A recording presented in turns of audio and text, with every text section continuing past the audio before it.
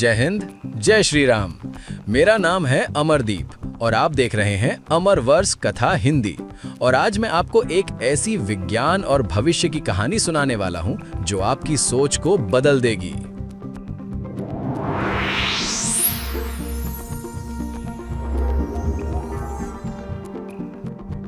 क्या आप जानते हैं पृथ्वी पर ऐसे भी मॉन्स्टर्स मौजूद हैं जो किसी हॉरर फिल्म से कम नहीं है। और ये कहीं और नहीं बल्कि अंटार्कटिका के बर्फीले समंदर के नीचे छुपे हुए हैं, जहां ठंड और ऑक्सीजन का ऐसा असर होता है कि छोटे छोटे जीव बन जाते हैं विशाल दानव। कुछ तो इतने बड़े हैं कि एक बिल्डिंग जितने दिखते हैं। और सबसे डरावनी बात, क्या ये वही मॉन्स्टर्स हैं जिनकी वजह से जहाज रहस्यमयी तरीके से गायब हो जाते हैं? आज हम जानेंगे अंटार्कटिका के इन छुपे हुए दानवों का असली सच। जरा सोचिए, अंटार्कटिका का वो बर्फीला गहरा पानी, एक ऐसी दुनिया जहां हकीकत और कहानियां ना एक दूसरे में ऐसे उलझ जाती हैं कि उन्हें अलग करना लगभग नामुमकिन है। और कहते हैं कि इसी दुनिया में आज भी विशालकाय दैत्य बसते हैं। तो हमारी ये कहानी शुरू होती है 18वीं सदी की एक बहुत ही खौफनाक कहानी से। नाम था लुस्का, एक ऐसा दैत्य जिसका शरीर आधा शार्क का था और आधा ऑक्टोपस का। और कहते हैं कि इसने समंदर में एक मछली पकड़ने वाली नाव को अपने शिकंजे में जकड़ा और फिर उसके टुकड़े टुकड़े कर दिए। लेकिन लुस्का जैसी कहानियां तो बस एक शुरुआत हैं। गहरे समुद्र के रहस्य तो आज भी बरकरार हैं। और अब हम बात करने वाले हैं एक ऐसे ही आधुनिक रहस्य की, USS साइक्लॉप्स नाम के एक जहाज की, जो बिना कोई सुराग छोड़े हमेशा के लिए गायब हो गया। ये बात है पहले विश्व युद्ध की। ये विशाल जहाज और इस पर सवार 309 लोग बस यूं ही गायब हो गए। ना कोई मलबा मिला, ना कोई आखिरी संदेश। लगभग एक सदी तक ये सवाल एक ऐसी पहेली बना रहा जिसे कोई सुलझा नहीं पाया।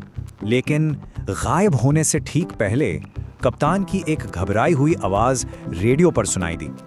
वो एक ऐसे हमले के बारे में चिल्ला रहे थे जो किसी इंसान या दुश्मन जहाज का नहीं था, बल्कि किसी और ही चीज का था। और जब आखिरकार सालों बाद मलबा मिला तो सच्चाई और भी ज्यादा भयानक निकली।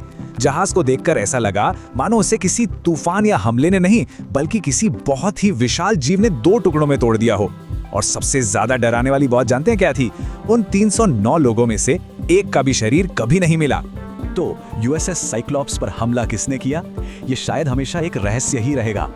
लेकिन चलिए अब इन कहानियों को पीछे छोड़कर हकीकत की दुनिया में चलते हैं, क्योंकि अंटार्कटिका सच में ऐसे दैत्यों का घर है जो किसी भी कहानी से कहीं ज्यादा हैरान करने वाले हैं। तो ये है कोलोसल स्क्विड, एक ऐसा जीव जिसे लंबे समय तक बस नाविकों की कहानियां ही माना जाता था।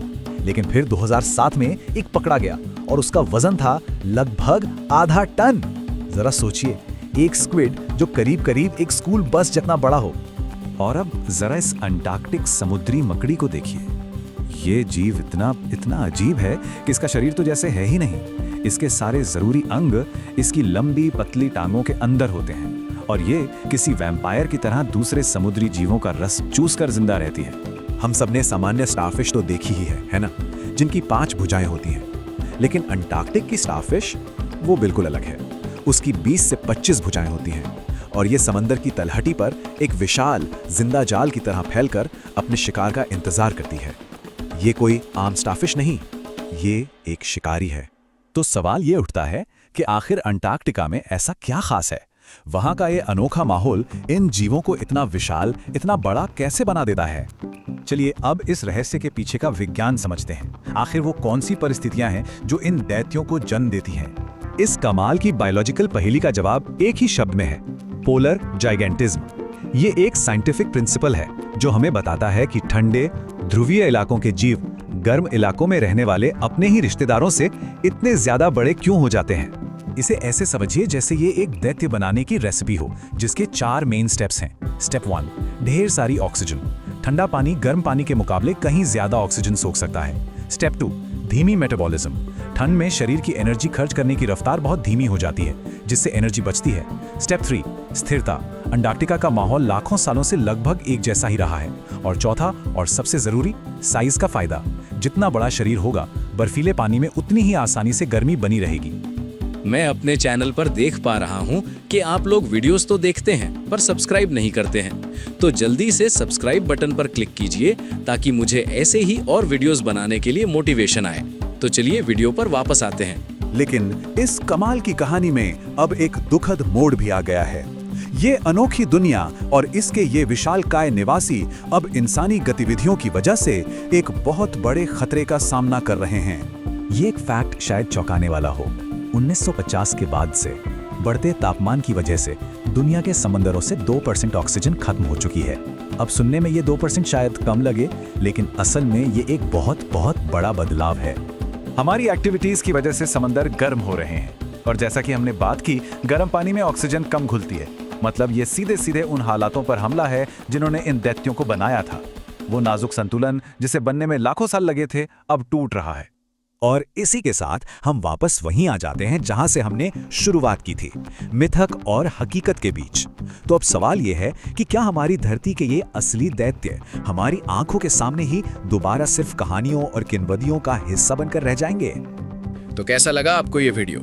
पसंद आया तो लाइक करें और ऐसे ही वीडियोस के लिए सब्सक्राइब करें हमारे चैनल अमर वर्ष कथा हिंदी को। मैं हूं अमरदीप। अब मिलते हैं अगले वीडियो में। तब तक के लिए सेफ रहें, स्वस्थ रहें और मन से बोलिए जय श्री राम।